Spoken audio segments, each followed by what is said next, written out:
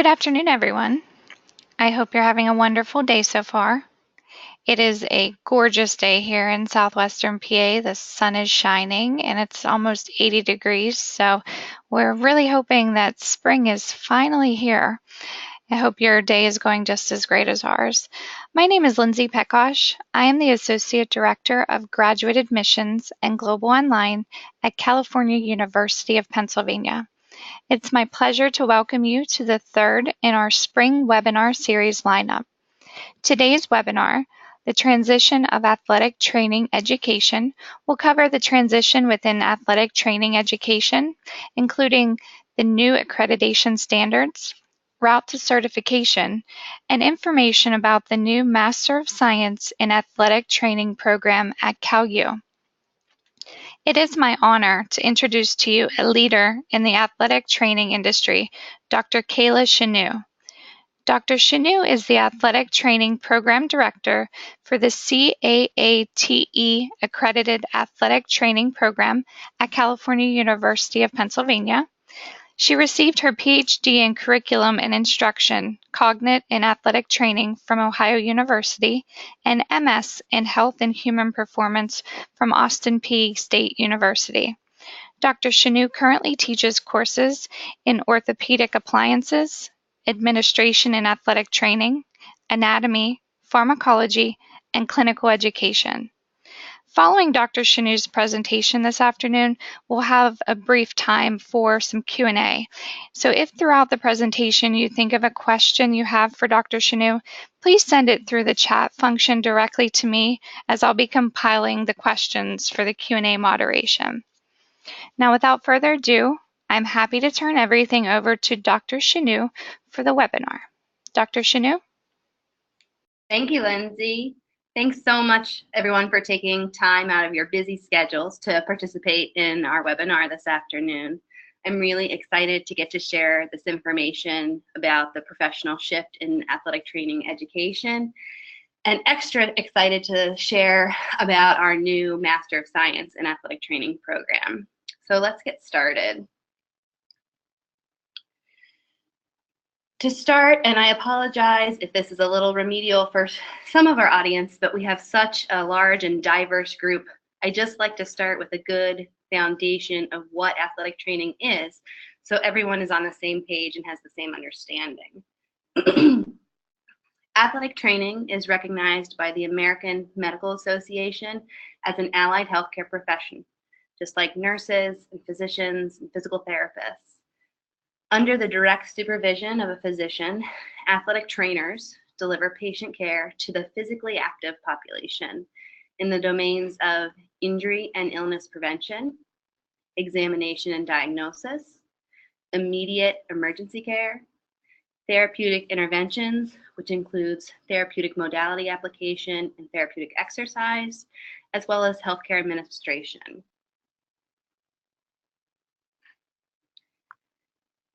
Athletic trainers work in a variety of settings. This is just a small list. Clinics, high schools, colleges, professional sports, hospitals, physicians' offices, the military, industrial corporations like NASA and Boeing, performing arts, companies like Cirque du Soleil, the Pittsburgh Ballet Company, and so many others. So with the 1 degree of athletic training, there are tons of different employment routes to pursue. How does a person become an athletic trainer? At colleges and universities, professional athletic training programs have to be accredited by the Commission. That's the Commission on Accreditation of Athletic Training Education. A candidate must matriculate through a professional accredited program. Upon completion of that degree, the candidate sits for a national benchmark certification exam called the Board of Certification Exam. This earns them the credential as a certified athletic trainer, or ATC. Once they have this certification, then they're able to obtain a state credential. Typically, most states, it's a medical license, which allows them then to practice clinically and get a job.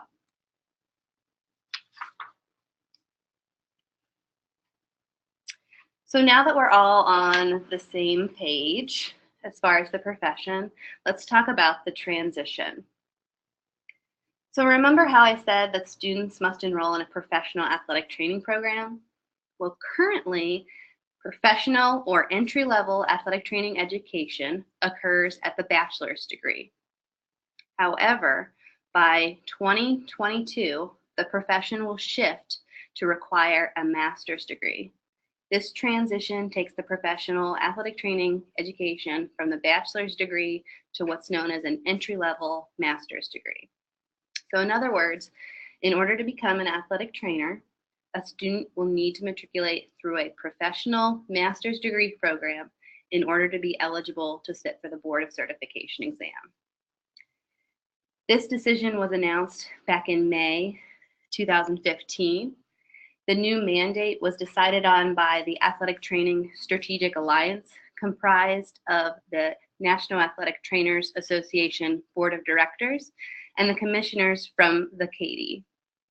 After 2.5 years of much investigation, analysis, research, and debate, there were numerous focus groups, open comment sessions, open discussion times at professional meetings, and the publication of the white paper entitled Professional Education in Athletic Training, which was written by a large panel of experts in the field. The decision was made to make this professional shift. To go along with this professional education shift, the CATI has also developed a new set of professional education standards and educational competencies. These came back out in March after much work.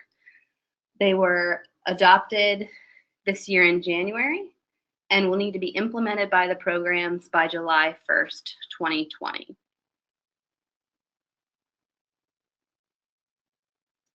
So now you're probably asking yourself, why? Why change? Why the shift? Like I said previously, there was much debate. This was not a decision that was taken lightly or made on a whim. The major publication that helped to justify the change was this Professional Education and Athletic Training, or the white paper, which was an examination of the professional degree level. The document presented 12 key findings, and I'm going to highlight some of them here. The first being that the professional education change will better align athletic trainers with other healthcare providers that deliver patient care at a similar level and have a similar skill set. This will hopefully then enhance our status within the healthcare system. This new, more advanced degree will give athletic trainers additional knowledge. The competencies have evolved, which are our knowledge and skills, and this will also be helpful to enhance athletic trainers' clinical practice. The bottom group of findings relate a little bit more to the educational system and the pedagogy of the educational philosophy, but just to share, better retention and prepared students. Currently, 25% of bachelor in athletic training graduates do not end up practicing athletic training, as compared to 98% of graduates from current entry-level master's degree programs remain in the profession and practice athletic training, meaning the graduates are using the bachelor's in athletic training program as a stepping stone to pursue a different post-professional degree instead of wanting and intending to join the profession. This transition should also help athletic training to facilitate interprofessional education. Students come into the master's program with a strong foundation of basic sciences, which includes they don't have the distraction of all the other general education requirements needed for a bachelor's degree. And lastly, professional education at the graduate level will be more efficient, meaning that some programs will self-eliminate if their institution does not offer graduate degrees or they elect to not make the transition. This consolidation will eventually increase enrollments of the remaining programs, which larger enrollment in athletic training programs shows to have a positive correlation to the BOC pass rate. So in summary, These findings presented positively support the decision to require professional athletic training to occur at the master's level.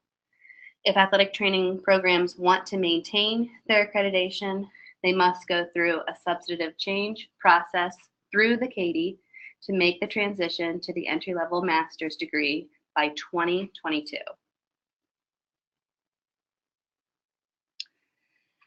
How does this process happen? Again, for some of you, this is just more of an FYI of what the process looks like for the program. First, depending on the state and the university, whatever approval would need to be granted. If it's a new degree or a change of an existing degree, that approval would need to be granted by the university and/or state. The program would then proceed to complete what's called a substantive change, which is done through our accrediting agency. They submit a notification of intent, pay the accreditation fee, and then complete an abbreviated self-study, which is 24 of the 109 current standards. All of this information can be found on the link below. And then I also included the CADE's email address and website. If you have any questions regarding specifics on the substantive change process, I point you in that direction for clarity and questions. Now the part that I'm really excited to share with you all about is our transition here at CalU. Through the extra efforts of the athletic training faculty here, the new Master of Science in Athletic Training program courses and curriculum have been approved at the university level. The program aims to start its first cohort of students next summer, 2019. We are in our final steps of the substantive change process. We actually have a conference call with our site visitors tomorrow morning, and then that will be submitted for final review by the commission with a decision to be issued probably around this summer. So our admissions requirements. That first group of boxes there are our prerequisite coursework. And please note the key here is that the students must earn a C+ or better in each course.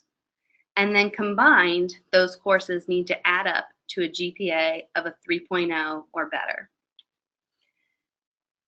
We left some of the details and specifics very open on these courses as far as labs or credit hours. We just wanted the foundational knowledge. So the courses include biology, exercise physiology, health, human anatomy, human biology, a kinesiology or biomechanics class, chemistry, nutrition, psychology, statistics, and physics. The students must also earn a minimum of 60 undergraduate credits, and that's a requirement of the Pennsylvania State System of Higher Education. However, they do not have to earn a bachelor's degree in order to be eligible to apply. So note that star there on that one. They do not have to have a bachelor's degree. Cumulatively, with all of their coursework, they need to have a minimum GPA of 2.75.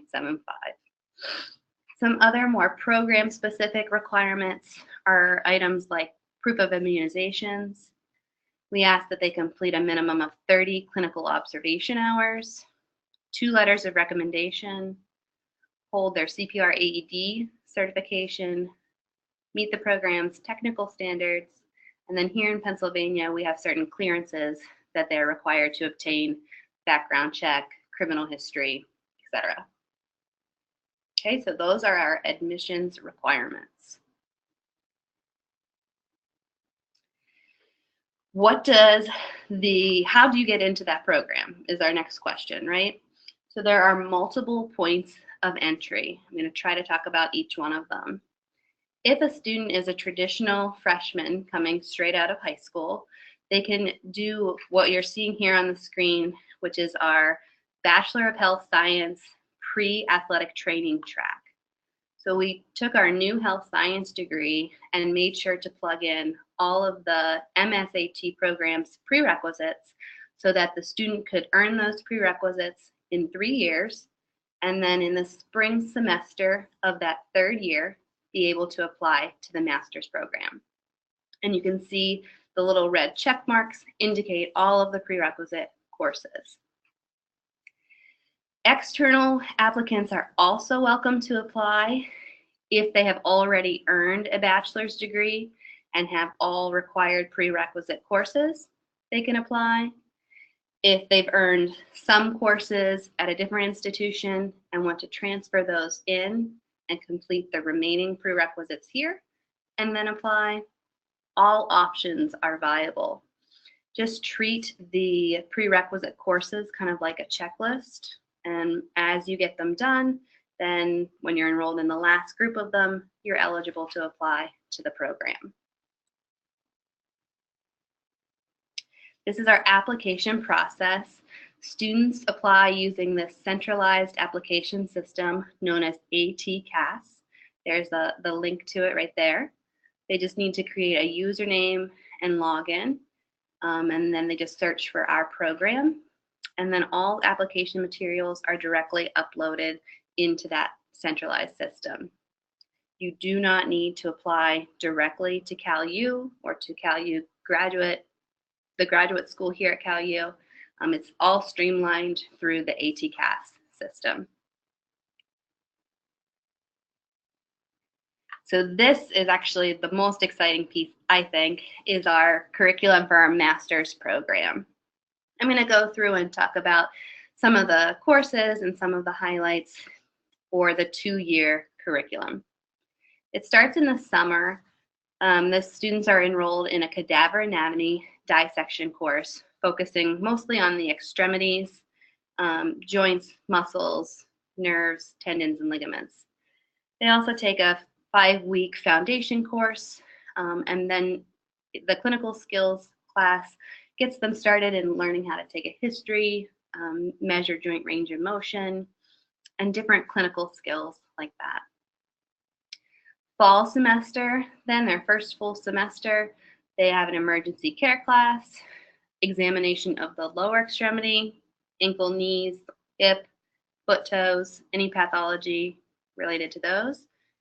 Therapeutic interventions is focused mostly on therapeutic modality application. They get started in learning and understanding the research process. And then the last class there, Practicum 1, is the credit the students earn for their clinical education rotations. So there's hands-on learning going on throughout the curriculum. Students are placed under the supervision of a preceptor who's an athletic trainer, and they complete rotations here on campus through our intercollegiate athletics, football, softball, volleyball, soccer, basketball, all of the above. We also use Washington and Jefferson College and some of our area high schools, as well as area clinics. So that finishes up fall semester. In the winter, we decided to make an elective practicum. If the students want to get additional hands-on clinical experience, we can set up with a site that they're interested in working and gaining experience, and they can enroll in additional clinical education experience through that winter break. So if they have maybe a site at home, a clinic that would supervise them and allow them to provide patient care under the supervision of an athletic trainer, we could set that agreement up with that facility, and then they could gain additional clinical experience. Spring semester, the students head back into the cadaver anatomy lab to focus on dissecting the head and spine. And then that course runs in conjunction with an examination course looking at examining and diagnosing pathologies related to the head and spine. They're also enrolled in examination of the upper extremity, continuing to develop their research project. Therapeutic Interventions 2 focuses on therapeutic exercise techniques and strategies. And then again, they continue with their clinical education rotation through Practicum 2. So year 2 in the summer, we have designed a clinical immersion experience. this is a term that our accreditors use, but you can kind of think of this as an internship experience. They are enrolled in no other classes during this period, and they are fully immersed in a clinical setting of their choice. We will help to facilitate and coordinate opportunities for the students, but we want them to find a site that they're interested in pursuing employment in the future so that they get full immersion experience in something that interests them.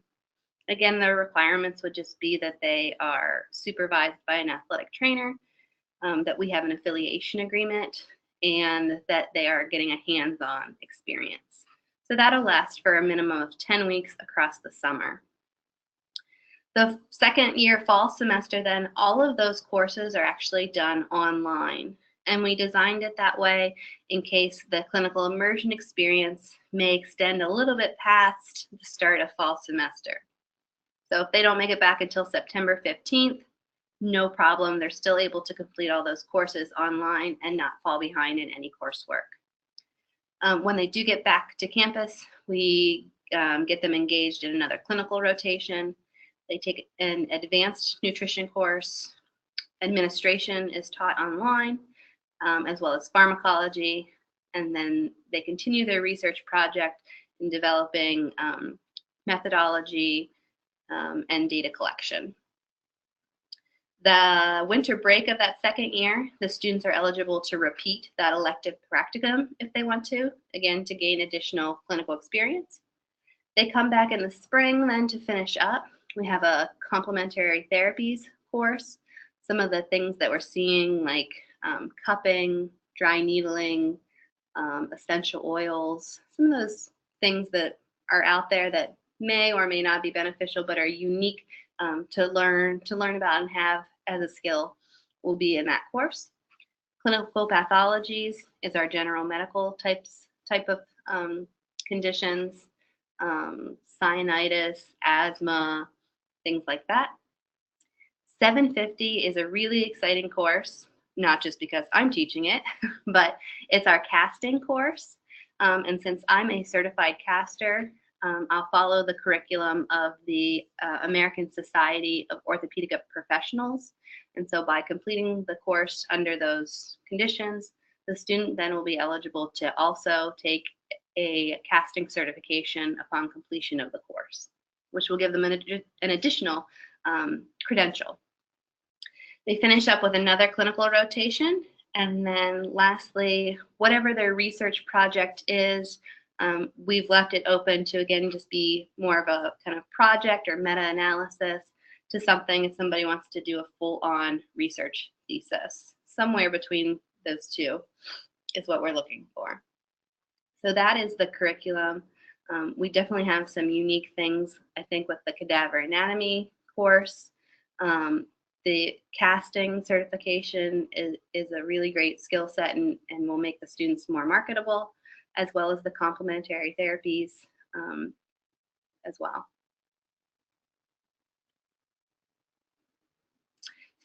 So that's what's going on with our program here at CalU. I really thank you all for your time today, for joining us, and I will send it over to Lindsay and open for any comments or questions. Great. Thank you so much, Dr. Chanu. That was a great presentation and definitely learned a lot about the changes coming for athletic training education, as I'm sure everyone else did. We have a little bit of time left this afternoon for Q&A, and we've received a few questions. So if you're ready, Dr. Chanu, we'll get right into it. Sure. First question details, what if a student comes in with transfer credits? The student, whatever, if the transfer credits are related to the prerequisite courses, then those would count. And then they would just kind of maybe knock off a year, if not more, of that 3-year kind of pre-athletic training track. Any transfer credits are welcome, though, and it does kind of decrease the amount of time it takes till they're eligible to apply to the master's program. Okay, great. Next question. What are the admission requirements for the program? The admissions requirements, if we can go back to that slide for a visual. One more. Are here in that first row of boxes. Those courses with a C+ or better, and then combined, those prerequisite courses need to have a 3.0 GPA or better. The other specifics are the 60 undergraduate credits and the cumulative grade point average of a 2.75. And then again, that reminder that you do not have to have earned a bachelor's degree in order to apply. The program also looks at their immunizations. We have them do some clinical observation hours, 2 letters of recommendation, CPR AED certification, that they meet our program's technical standards, and that they have their Pennsylvania clearances. Okay, thank you. Is there a specific type of internship or experience that you would like to see your students complete for this program? I think the opportunities are kind of endless, and I would just want them to complete an experience that they would get the most out of. If a student is interested in, I don't know, more of the performing arts, maybe they do an experience or an immersion with the University Cheer Association, or maybe we reach out to some of our contacts and see if they can do a rotation with the Pittsburgh Ballet Company.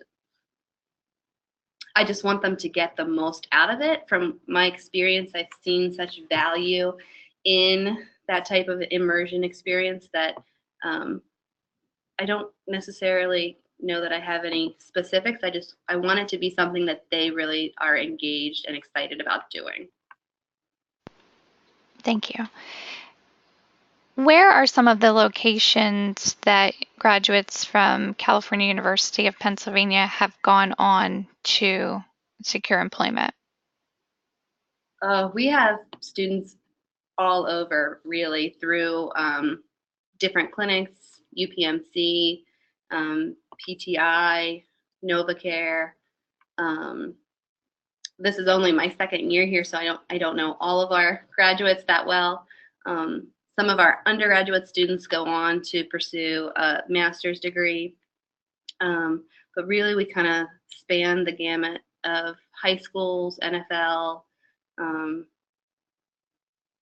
performing arts, all of the above. Great. Am I able to acquire my bachelor degree online? The bachelor's in health science, there are no courses that are online for that, no. I'm not sure if the university offers other undergraduate bachelor's majors online. And let me jump in to help answer that question as well, Dr. Chanu. We do offer a number of bachelor degrees online in a related field, but not in specifically the health science. The closest we would offer in a bachelor degree program would be a Bachelor of Science in Sport Management program, a wellness and fitness concentration. But the program that Dr. Chanu was talking about in regard to the master's degree, did you want to speak to answer that side of the question, Dr. Chanu, about that? The Master's of Science and Athletic Training degree, those courses are not online. Just that one semester is online, but the students need to be here on campus because they're engaged in lab activity and clinical rotation. So it would almost be impossible to get an entry-level master's degree in athletic training. Exactly. Yeah. Next question. What happens if you complete the 3 years and then don't want to pursue athletic training? You can continue with the health science, bachelor in health science major, and complete the remaining health science requirements to earn your bachelor's degree in health science.